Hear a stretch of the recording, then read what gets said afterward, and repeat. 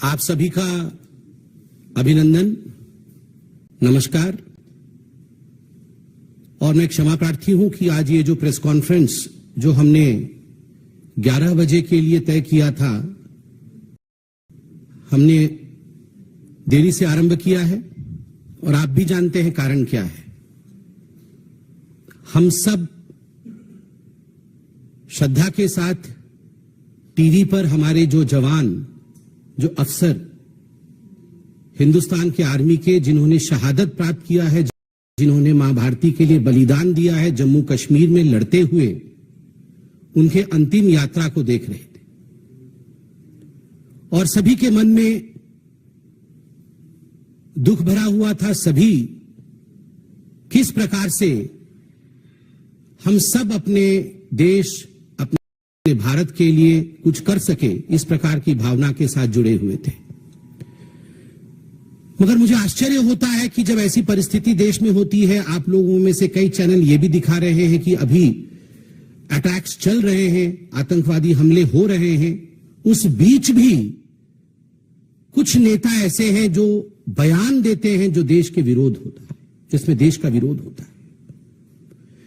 कांग्रेस के जाने माने नेता, कांग्रेस के दिग्गज नेता सैफुद्दीन सोज, उन्होंने कश्मीर में इस हमले को लेकर जिस प्रकार का बयान दिया है और कहा है कि हिंदुस्तान को चाहिए कि वो पाकिस्तान के साथ न केवल बात करे, अपितु आतंकवादियों के दिमाग के अंदर, आतंकवादियों के मन के अंदर क्या चल रहा है, उन्हें क्या चाहिए, उसे भी समझने की कोशिश प्रधानमंत्री नरेंद्र मोदी जी को करना चाहिए। आप सोच के देखिए, ये कांग्रेस की सोच है, ये कांग्रेस की सोच है। सैफुद्दीन सोज जो कांग्रेस के दिग्गज नेता है, जिन्होंने जम्मू कश्मीर को लेकर पहले अपने किताब में कश्मीर को लेकर प्लेबिसाइट होना चाहिए, कश्मीर अलग होना चाहिए, इस प्रकार के बयान भी दिए। उन्होंने आज कहा है कि आतंकवादी के मन के अंदर, आतंकवादी के दिमाग में क्या चल रहा है, हिंदुस्तान का यह फर्ज है कि हिंदुस्तान ये जाने। आर्मी के चीफ को सड़क का गुंडा कहती है कांग्रेस, और आतंकवादी के मन को पढ़ने के लिए प्रयास करना चाहिए, इस बयान की हम निंदा करते हैं। जहां तक फारूक अब्दुल्ला और बाकी नेताओं का सवाल है, उन्होंने भी पाकिस्तान से बातचीत की, पेशकश की। मुझे दुख केवल इस बात का है कि हजारों बार हिंदुस्तान ने कहा है talks and terror can never move together. उसके बावजूद जब शहादत चल रही, जब वीर जवानों की अंतिम यात्रा चल रही हो, उस समय इस प्रकार की, मैं कहूंगा, इस प्रकार के स्टेटमेंट कहे जाएं, ये न केवल अनुचित है, अपितु ये दुखद है। हिंदुस्तान इसका जवाब देगा।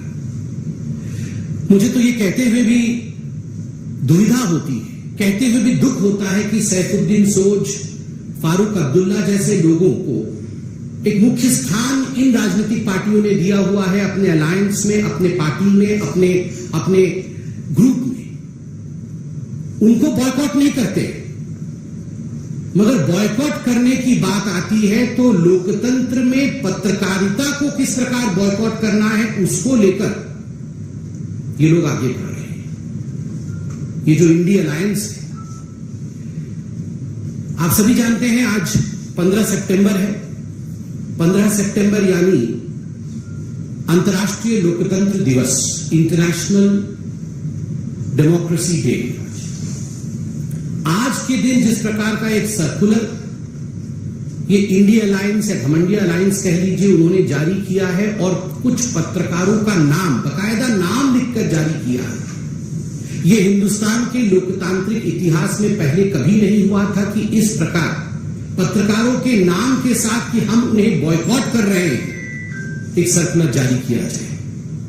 यह पत्रकारिता का विरोध है और इंटरनेशनल डेमोक्रेसी डे में कहीं न कहीं ये दिखाता है कि कुछ ऐसे दल आज भी हिंदुस्तान में हैं जो पहले भी लोकतंत्र पर विश्वास नहीं करते थे और आज भी लोकतंत्र और लोकतांत्रिक प्रक्रियाओं पर विश्वास नहीं रखते हैं। एक इतिहास है, there is a chronology in history. आप याद कीजिए, पंडित नेहरू हिंदुस्तान के पहले प्रधानमंत्री, 10 मई 1951, 10 मई 1951, हिंदुस्तान का पहला अमेंडमेंट, हिंदुस्तान के संविधान का जो पहला संशोधन होता है, वो संशोधन क्या था? The first amendment of the Indian Constitution was to curb the freedom of expression. किस प्रकार से रेस्ट्रिक्ट किया जाए फ्रीडम ऑफ स्पीच को, यह पहला संशोधन, प्रथम संशोधन था पंडित जवाहरलाल नेहरू का, भारतवर्ष का। आप सोच के देखिए, भारतवर्ष की उस समय इंटरिम सरकार चल रही थी, इलेक्शंस भी नहीं हुए थे, मगर एक इंटरिम गवर्नमेंट द्वारा पहला संशोधन यह किस प्रकार फ्रीडम ऑफ स्पीच को रोका जाए उसको लेकर था। इंदिरा गांधी 25 जून 1975, 25 जून 1975 declaration of emergency, the black day in the history of India's democracy. इतिहास में हिंदुस्तान के लिए एक काला धब्बा बना था जब इमरजेंसी लागू इंदिरा गांधी ने किया था, और लाखों पत्रकारों को जिस प्रकार से प्रताड़ित किया गया था, संपादकीय तक पत्रकार लिख नहीं पाते थे। पुलिस बैठकर देखती थी वहां पर कि संपादकीय में कहीं इंदिरा गांधी के विरोध में कुछ लिखा जा रहा है या नहीं लिखा जा रहा है। मीसा कानून के अंतर्गत न जाने आप में से कई लोग यंग पत्रकार यहां बैठे हैं, आप में से कितने के पिताओं के ऊपर, कितनों के दादाओं के ऊपर, कितनों के जानकारों के ऊपर, कितने ही पत्रकारों के ऊपर जुर्म ढाया गया मीसा कानून के अंतर्गत। इस विषय से भी हिंदुस्तान वाकिफ है। राजीव गांधी 29 अगस्त 1988, डिफेमेशन बिल 1988, आप याद करिए उस समय बोफोर्स चरम पर था। कुछ ऐसे पत्रकार थे, जाबाज पत्रकार मैं कहूंगा उनको, और कुछ ऐसी पत्रकारिता थी जिन्होंने बोफोर्स को बड़े स्पष्ट रूप से उजागर किया था। The story of Bofors and bride, किस प्रकार से भ्रष्ट और भ्रष्ट नेता बोफोर्स में लिप्त थे। राजीव गांधी जी के इस चरित्र को उजागर करने का काम कुछ बहुत बड़े अखबारों ने किया था। उनको लेकर जिस प्रकार एक डिफेमेशन कानून लाने का प्रयास 1988 में राजीव गांधी की सरकार ने किया था, कानून ले भी आए थे, मगर हिंदुस्तान के इतिहास का वो पहला कानून बना जिसको वापस लेना पड़ा, क्योंकि पत्रकार जगत एक होकर खड़ा हो गए। There was unity amongst the media people, सारे मीडिया के लोग एक होकर खड़े हो गए, जाग उठे, हिंदुस्तान जाग उठा, और अंततोगत्वा प्रेस कॉन्फ्रेंस करके राजीव गांधी को डिफेमेशन बिल 1988 वापस लेना पड़ा, जिसमें उन्होंने सोचा था कि जो गांधी परिवार के खिलाफ या उनके खिलाफ लिखेगा उसे सजा दी जाएगी। राहुल गांधी जी से मैं सवाल पूछना चाहता हूं, लिस्ट तो आपने जारी की है, क्या यह लिस्ट मोहब्बत की दुकान की लिस्ट है? सामान नफरत का और दुकान मोहब्बत का? ऐसा तो कभी नहीं हो सकता। You have shown your contempt against media.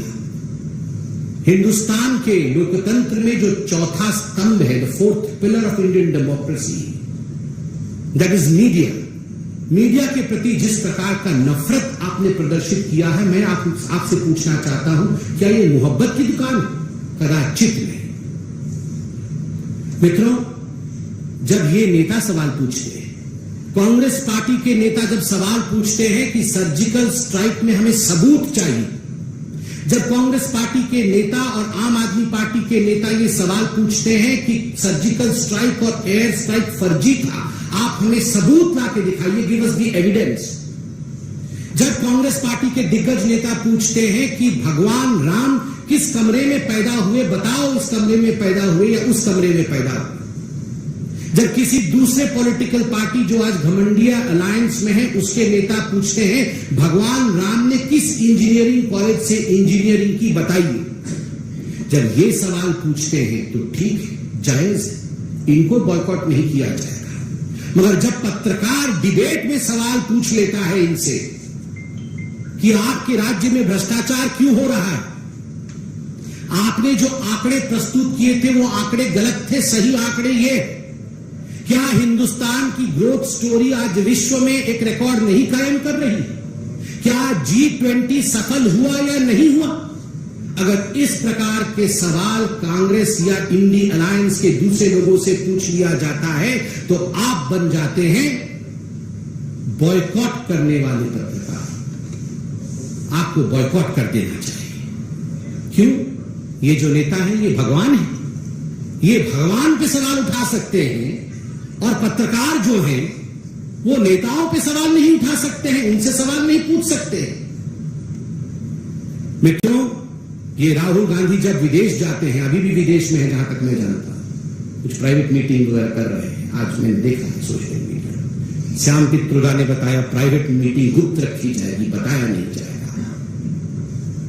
जब ये जाते हैं फॉरेन कंट्री में और विदेश की भूमि में जाके देश के विरोध में बोलते हैं, राहुल गांधी अमेरिका में लंदन में जाके कहते हैं कि हिंदुस्तान में लोकतंत्र समाप्त हो गया, पत्रकारों के साथ दुर्व्यवहार किया जाता है, we don't have right to express ourselves in India, there is no freedom of speech in India. This is freedom of speech Rahul ji, ये जो आपने लिस्ट जारी की है ये फ्रीडम ऑफ स्पीच है, ये पत्रकारिता का सम्मान है, ये पत्रकारों का सम्मान है। ये जो बॉयकॉट करके आप सम्मान दिखा रहे हैं डेमोक्रेसी का, ये आज पूरा विश्व देख रहा है, पूरा हिंदुस्तान देख रहा है। और मित्रों, आप सब पत्रकार बैठे हैं यहां पर, और आपके माध्यम से और टीवी के कैमरे के माध्यम से मैं करोड़ों पत्रकारों से आज सवाल पूछता हूं, क्या ये जो 14 नाम लिखे गए हैं ये बॉयकॉट के नाम है या ये टारगेट लिस्ट है? क्या इनको केवल बॉयकॉट किया गया है या इनको टारगेट करने के लिए इनके नाम जारी किए गए हैं? मैं ये सवाल पूछता हूं। ये हिट लिस्ट है। कुछ ऐसे पत्रकार हैं जो डिबेट नहीं करते, जो डिबेट नहीं करते हैं, आप उनमें गेस्ट भेजेंगे ही कैसे? तो उनके नाम क्यों रखे गए हैं? टारगेट करने की। एफआईआर डालेंगे, आपको छोड़ेंगे नहीं, आपको मसल के रख देंगे। और आप बताइए, एक पॉलिटिकल पार्टी के कार्यकर्ता होते हैं, अब मैं कांग्रेस के लिए या उनके पार्टी के लिए कहूंगा नहीं कि लाखों कार्यकर्ता है, हजारों तो है, कुछ 100 तो है ही। आपके कार्यकर्ता कल अगर इस हिट लिस्ट में जिनके नाम दिए गए हैं उनके साथ दुर्व्यवहार करे, उन पर हमला कर दे, क्योंकि आपने लिस्ट जारी की है बकायदा कि ये नफरती पत्रकार हैं, और प्रेस कॉन्फ्रेंस करके कहा है कि ये नफरत का दुकान चलाते हैं। अगर कुछ लोग इनके ऊपर दुर्व्यवहार कर दे तो इसके लिए जिम्मेदार कौन है? तो मैं इसको बॉयकॉट का लिस्ट कदाचित नहीं कहूंगा, मैं कहूंगा this was a hit job done by a hit list release by the Congress party and the India alliance. ये एक हिट जॉब है और मुझे लगता है इसे सारे पत्रकार फ्रेटर्निटी को बहुत गंभीरता से लेने की आवश्यकता है। बंगाल में तो देवमाल्या बागची नामक एक पत्रकार परसों ही शायद गिरफ्तार भी हुए, केवल इस कारण से गिरफ्तार हुए हैं क्योंकि उन्होंने सच्चाई दिखाई है। किस किस को बॉयकॉट करेंगे राहुल जी? सोनिया जी किस किस को बॉयकॉट करेंगे आप? चंद दिनों पहले तो ये रणदीप सुरजेवाला जी बोल रहे थे, एक भाषण में कह रहे थे कि जिन जिन लोगों ने, जिस जनता ने नरेंद्र मोदी को वोट दिया है वो राक्षस है। जनता राक्षस है, जो मोदी को वोट देती है, जो बीजेपी को वोट देती है वो राक्षस है, उसका बॉयकॉट होना चाहिए। ईवीएम तो पहले से ही खराब है, इलेक्शन कमीशन तो बिक चुका है, जुडिशियरी और सुप्रीम कोर्ट इनके जजों को भी छोड़ा नहीं गया है। राम मंदिर का जजमेंट जब आया तो इनके प्रवक्ताओं ने जजेस के खिलाफ क्या क्या कहा है ये तो पब्लिक डोमेन में है, जजेस को छोड़ा नहीं गया है। कौन सा ऐसा इंस्टीट्यूशन है भारतवर्ष में जिस इंस्टीट्यूशन के खिलाफ कांग्रेस पार्टी और ये इंडी अलायंस वालों ने खराब नहीं कहा है और उनका बॉयकॉट नहीं किया है? मैं आज आपको खोल के बताता हूं, जनता भी जिंदाबाद है, ईवीएम भी जिंदाबाद है, हाईकोर्ट भी जिंदाबाद है, इलेक्शन कमीशन भी जिंदाबाद है, सुप्रीम कोर्ट भी जिंदाबाद है। केवल अगर किसी से नहीं हो पा रहा है जिसको बॉयकॉट वाकई करना चाहिए कांग्रेस पार्टी को, तभी उसका कुछ कल्याण होगा, उसका नाम राहुल गांधी है।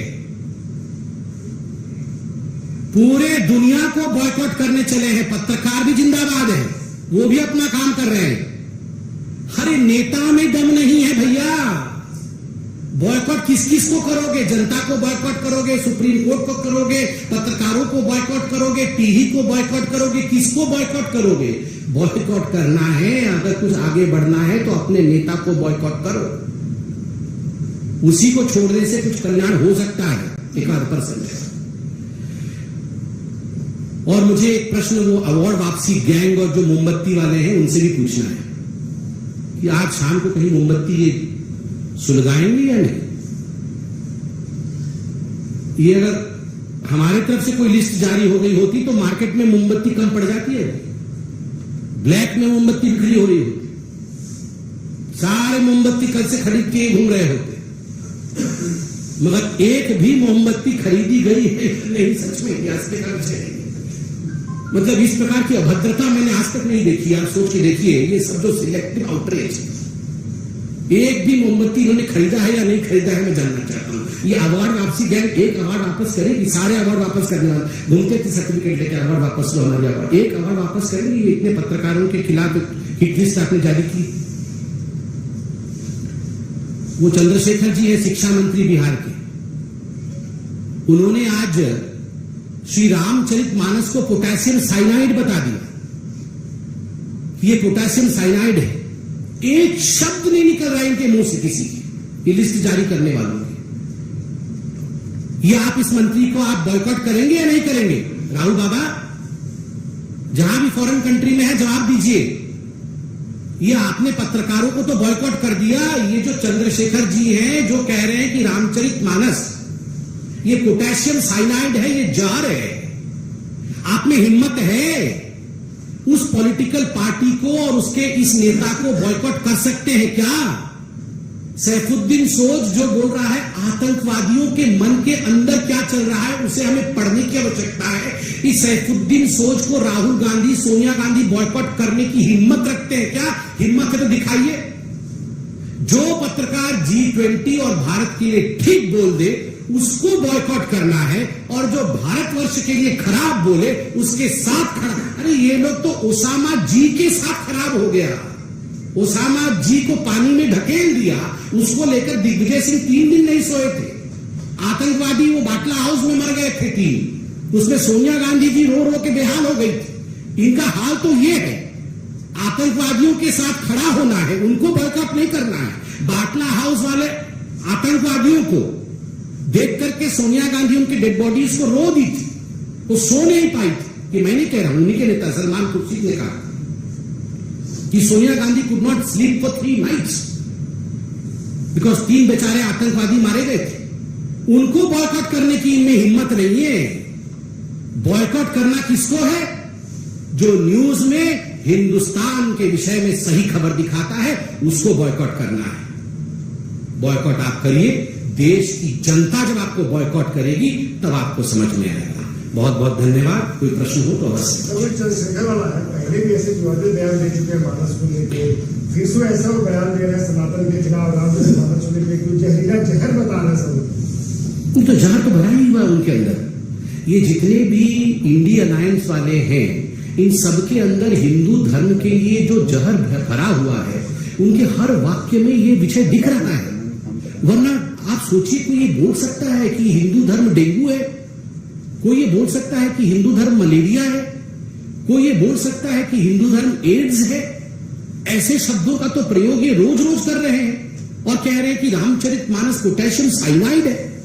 अरे करोड़ों लोगों की आस्था है, राम नाम सत्य है कह के हम सब इस धाम से परलोक जाते हैं।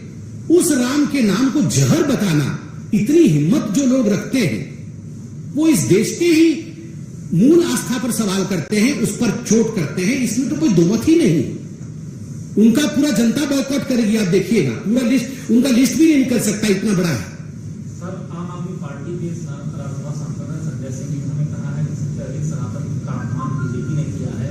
राम मंदिर के झंडा चोरी और उनके पूर्व उप मुख्यमंत्री दिनेश शर्मा ने तो माता पिता को इस्तीफे तक कर दिया। देखिए, आम आदमी पार्टी के बारे में तो सवाल पूछिए ही मत। ये आम आदमी पार्टी वो पार्टी है, ये तो अभी 14 की लिस्ट निकली है, उन्होंने तो 24 की लिस्ट निकाली थी बॉयकॉट करने की। लालू प्रसाद यादव उसमें नंबर 1 थे कि सबसे बड़ा भ्रष्ट ये लालू प्रसाद यादव। नंबर 2 पे फिर वो जिसके साथ अभी सब गलबैयां कर रहे हैं ये अरविंद केजरीवाल जी, वो सबसे नंबर 1 में भ्रष्ट पे थे। और आप सबके साथ बैठकर बोल रहे हैं कि बीजेपी खराब है। आप सोचिए, उस आम आदमी पार्टी पे ये सारे पार्टी को देखिए। मतलब ये मुझे तो कुछ समझ ही नहीं आ रहा है, ये इंडिया अलायंस क्या कर रहे हैं। ये पहले आम आदमी पार्टी कांग्रेस को बॉयकॉट कर रही थी, कांग्रेस आम आदमी पार्टी को बॉयकॉट कर रही थी, ममता बनर्जी अधीर रंजन चौधरी को बॉयकॉट कर रही थी, अधीर रंजन चौधरी ममता बनर्जी को बॉयकॉट कर रहे थे। वहां पर पंजाब में आम आदमी पार्टी बोल रही थी हम कांग्रेस को घुसने नहीं देंगे। यहाँ पर नीतीश कुमार और आरजेडी में 36 का आंकड़ा चल रहा था, ये एक दूसरे को बॉयकॉट कर रहे थे। आज ये सब एक होकर बोल रहे हैं पत्रकार को बॉयकॉट कर रहे हैं। कोई जमीन ही नहीं है इनका, ये क्या करते रहते हैं? ये सबको बॉयकॉट करके अपने लिए सत्ता का शॉर्टकट ढूंढ रहे हैं। धन्यवाद।